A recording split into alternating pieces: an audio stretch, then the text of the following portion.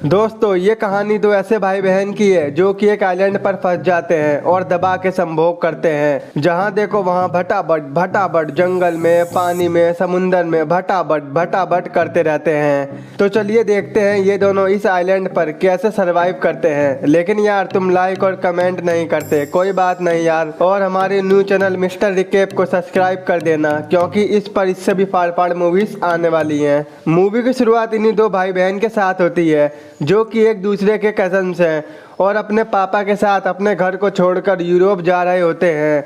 उसी बोट में एक पैडी नाम का नौकर भी खाना बनाने का काम करता था। वहीं वो दोनों भाई बहन वो देख रहे होते हैं जो आजकल हम देखते हैं। तभी पैडी उन्हें देख लेता है। वो कहता है ओम फोन डुराटे काट दियो और उन्हें खूब मारता है। तो एमलीन पैडी को रोकने लगती है। अचानक उसी बोट में आग लग जाती है और सभी लोग भागने लगते हैं। वहीं पैडी उन दोनों को लेके एक बोट में बैठ जाता है, जहां बोट तैरते तैरते बीच समुंदर में आ जाती है, जिससे वो परेशान हो जाते हैं। और अगली सुबह जब उनकी आंख खुलती है तो वो दोनों पैडी को जगाते हैं और एक आइलैंड को देखकर बहुत खुश हो जाते हैं, क्योंकि उनके पास ना खाने को कुछ था ना पीने को। वहीं पैडी डुर्राटे काट के बोट मोड़ देता है, जिससे वो सभी आइलैंड पर पहुंच जाते हैं। और वहां पहुंचकर पैडी को अपने खाने का सामान मिल जाता है और सभी खा पीकर मौज ले रहे होते हैं। इसके बाद पैडी रिचर्ड को जंगल में सरवाइव मतलब रहना सिखाता है कि एक आदमी एक आइलैंड पर कैसे अपनी लाइफ को सरवाइव कर सकता है। उसी रात पैडी को जोर जोर से आह आह की आवाज आ रही थी। वो उठकर देखता है जो कि वो आवाज आइलैंड के दूसरे साइड से आ रही थी। लेकिन अगली सुबह उससे रहा नहीं जाता। वो उस साइड देखने चला जाता है, जहाँ वो एक मांस का टुकड़ा देखता है, जिसे देखकर वो डर जाता है और रिचर्ड और एमलीन को वहां पर जाने से मना करता है। उसी रात पैडी ठर्रा पी के बच्चों के साथ झमाझम डांस करता है और पैडी फिर से आइलैंड के उस पार चले जाता है, जैसे कि उसकी लुगाई उसे वहां दे रही हो। जब सुबह होती है तो रिचर्ड पैडी को ढूंढने लगता है। वहीं वो पैडी को देखते देखते दूसरे आइलैंड पर पहुंच जाते हैं, जहां वो देखते हैं कि पैडी को यमराज ले गया है, मतलब ओम नमः शिवाय, पैडी आपके पास ही आए। पैडी को देखकर वो दोनों डर जाते हैं, क्योंकि उनके सिवाय इनका कोई नहीं था। और वो दोनों उस आइलैंड को छोड़कर दूसरे आइलैंड पर पहुंच जाते हैं। अब धीरे धीरे रिचर्ड और एमलीन बड़े हो जाते हैं और एक दूसरे की तरफ बहुत अट्रैक्ट होते जा रहे थे। जैसे अभी मौका मिले तो वो काम कर दें, जो आजकल के लोग चाहते हैं अपनी बंदी से। लेकिन उन दोनों को इतनी समझ नहीं थी कि हम क्या कर रहे हैं।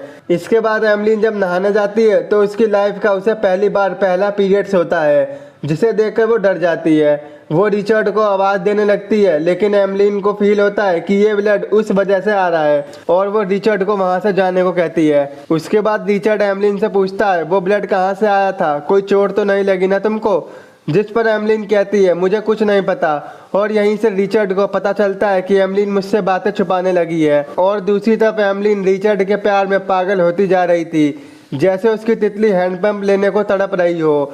वहीं रिचर्ड की एक आदत बन चुकी थी, जब भी एमलीन नहाने जाती थी तो वो उसको छुप छुप के देखता था और रात में वो डिनर करके बहुत मस्ती करते थे। अगली सुबह एमलीन जंगल में घूम रही होती है तो उसे एक भयानक सी आवाज आती है, जिसे सुनते सुनते वो एक भयानक सी मूर्ति के पास पहुंच जाती है, जिसमें से ब्लड निकलता है। ये देखकर एमलीन डरकर वहां से भाग जाती है और रिचर्ड को सब कुछ बताती है, जिसे सुनकर वो बहुत गुस्सा होता है और कहता है कि अगर अब की बार तुम कहीं गई तो तुम्हारी टांगे तोड़ दूंगा। उसी रात एमलीन को एक सपना आता है, जिसमें रिचर्ड समुद्र में डूब रहा होता है और अचानक से उसकी आंख खुल जाती है। रिचर्ड को सामने देखकर एमलीन के प्यार में 500 घोड़ियों का प्यार आ जाता है। वहीं रिचर्ड भी अपने औजार को काबू में नहीं कर पाता और उसे किस करने वाला होता है, लेकिन एमलीन उसे दूर करके सुला देती है, सो जा मुन्ना सो जा। लेकिन जब काम इच्छा की शक्ति जागती है ना, तो बंदा बावला हो जाता है।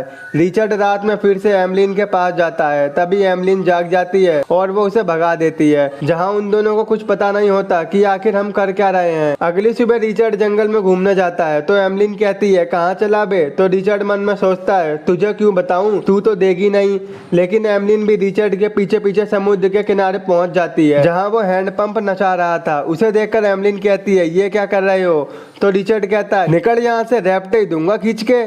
और वो अपना मुंह लटका के चली जाती है। एक दिन रिचर्ड समुद्र में एक शिप को आते हुए देखता है, जिसे देखकर वो घर पर भागते हुए आता है। दरअसल रिचर्ड ने संकेत देने के लिए लकड़ियों का ढेर जमा कर रखा होता है, जैसे ही उन्हें कोई इंसान दिखे वो लकड़ियों के ढेर को जला के उन्हें बुला सके। तो रिचर्ड एमलीन से कहता है तुमने भी बोट को देखा था तो तुमने लकड़ियां क्यों नहीं जलाई, जिससे रिचर्ड गुस्सा हो जाता है। दोस्तों एमलीन यहाँ पर घुल मिल चुकी थी। उसका यहाँ से जाने का बिल्कुल मन नहीं था, इसलिए उसने ऐसा किया। लेकिन रिचर्ड को वहाँ नहीं रहना था और वो एक बोट बना के वहाँ से जाने लगता है। वहीं एमलीन भी सोचती है जा बेटा जा, कोई नहीं। लेकिन तभी रिचर्ड की नाव टूटकर समुद्र में डूबने लगती है, जिसे देखकर एमलीन काफी खुश होती है और हंसने लगती है। और जब रिचर्ड वापस आता है तो वो उसका मजाक बनाकर हंसने लगती है। वो कहती है मुझे पता है बेटा तुम समुद्र के किनारे क्या करते हो। तो रिचर्ड कहता है तेरी आह भी निकलवा दूंगा, तेरी चीखें भी निकलवा दूंगा, तुम ये गलत काम करती हो मुझे देखकर। तो एमलीन कहती है तुम भी तो मुझे नहाते हुए देखते हो, मुझे सब पता है बेटा। वहीं एमलीन रिचर्ड के सर पर नारियल फेंक के मार देती है, जिससे वो बेहोश हो जाता है। और जब वो उसे देखती है तो रिचर्ड उसे एक चांटा मारता है, चल झोपड़ी की। वहीं रिचर्ड एमलीन के सारे कपड़े फेंक देता है। वो कहता है ये मेरा घर है, तू निकल यहाँ से।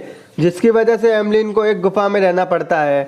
अगले दिन एमलीन उसी भयानक सी मूर्ति को फूल चढ़ाने जाती है, क्योंकि वो उसे अपना गॉड मानती थी। और घर आते टाइम उसका पैर एक जहरीली मछली पर पड़ जाता है, जिससे वो काफी ज्यादा बीमार हो जाती है। जब रिचर्ड को एमलीन नहीं दिखती है तो वो उसके पास जाता है। वो एमलीन से पूछता है क्या हुआ। तो एमलीन कहती है कल घर आते टाइम मेरा पैर एक जहरीली मछली पर पड़ गया था, जिससे मुझे फीवर हो गया है। एमलीन को इस हाल में देखकर रिचर्ड को बहुत बुरा लगता है। वहीं एमलीन रिचर्ड से कहती है तुम मुझे उसी भयानक मूर्ति के पास ले चलो, वो मुझे ठीक कर देगी। उसकी बात मानकर रिचर्ड एमलीन को वहीं ले जाता है। थोड़ी देर वहीं आराम करने से एमलीन ठीक हो जाती है, जिससे रिचर्ड बहुत खुश होता है। वो दोनों एक दूसरे को कभी नहीं खोना चाहते थे। एक दिन हम जंगल में रिचर्ड और एमलीन के फ्रूट खाते हुए देखते हैं, जहां रिचर्ड एमलीन को उस नज़र से देखता है जो उसे चाहिए था। इसके बाद तो वो अपने आप से कंट्रोल खो देता है और एमलीन भी इस बार फुल साथ देती है और दोनों दबा के संभोग करते हैं और करते ही रहते हैं, क्योंकि उससे पहले केला जो खा लिया था। एक दिन रिचर्ड और एमलीन रात में आपस में बात कर रहे होते हैं,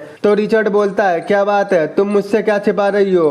तो एमलीन कहती है कुछ नहीं। तो रिचर्ड कहता है बेटा मैं देख रहा हूँ तू मुझसे बातें छुपाने लगी है। तो एमलीन कहती है यार मेरे पेट में बहुत दर्द और हलचल सी हो रही है। लेकिन रिचर्ड को भी इस बारे में कुछ पता नहीं होता। मैं बताता हूँ बेटा, दबा के केले खाओ, जोर से टपकाओ और 9 महीने की सजा पाओ। कुछ महीने बाद हम देखते हैं कि एमलीन का पेट और भी ज्यादा बढ़ गया है। वहीं रिचर्ड जंगल में घूमने जाता है तो उसे वहाँ अपने जैसे आदिवासी दिखाई देते हैं, जो एक इंसान की बलि चढ़ा रहे होते हैं। और वो डरकर वहां से भागकर जब घर आता है तो वो एमलीन को एक बेबी के साथ देखता है।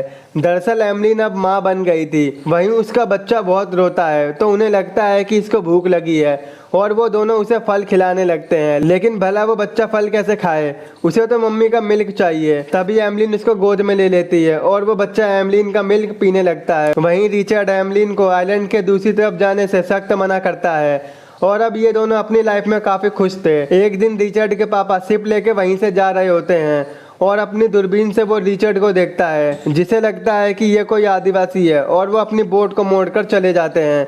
वहीं रिचर्ड और एमलीन ने भी उस बोट को देखा था, लेकिन अब उसका मन वापस जाने से बदल चुका था। इसके बाद रिचर्ड और एमलीन पुराने आइलैंड पर जाते हैं, जहां वो स्टार्टिंग में आए थे, और अपनी पुरानी यादों को याद करते हैं। वहीं उन दोनों का बेबी अब बड़ा हो चुका था। वो एक जहरीली बेर को तोड़कर बोट में डाल देता है और वहां से घर जाते टाइम रिचर्ड का बच्चा नाव की पतवार को नीचे समुद्र में गिरा देता है। एमलीन उसे उठाने की बहुत कोशिश करती है, लेकिन कोई फायदा नहीं होता। जब रिचर्ड उस पतवार को लेने जाता है तभी उसके पीछे एक शार्क पड़ जाती है, जिसे बचाने के चक्कर में एमलीन नाव की दूसरी पतवार को भी शार्क पर फेंक देती है और रिचर्ड बोट में आ जाता है। लेकिन उनके पास अब कोई रास्ता नहीं था कि वो तीनों समुद्र से कैसे बाहर निकले। तभी रिचर्ड के बेबी को भूख लगती है और वो वही बेर खा लेता है, जिसे देखकर एमलीन काफी डर जाती है। लेकिन अब क्या था, ये देखकर वो दोनों डिसाइड करते हैं हम भी ये बेर खा लेंगे। लेकिन वो देखते हैं कि इस बच्चे पर बेर का असर नहीं हुआ, वो तो बस सो रहा था। वहीं रिचर्ड के पापा बीच समुंदर में रिचर्ड की नाव देख लेते हैं और वो लोग वहां पहुंचकर उन सभी को बचा लेते हैं। यही मूवी का एंड हो जाता है। दोस्तों, इस मूवी का नाम है द ब्लू लेगून, जो कि साल 1980 में रिलीज की गई थी। आई होप आपको मेरा एक्सप्लेन पसंद आया होगा, और अभी तक आपने हमारे फेसबुक पेज और इंस्टाग्राम को फॉलो नहीं किया है तो कर दो यार, और हाँ, चैनल को सब्सक्राइब भी कर देना। तो मिलते हैं आपसे ऐसे ही नेक्स्ट वीडियो में।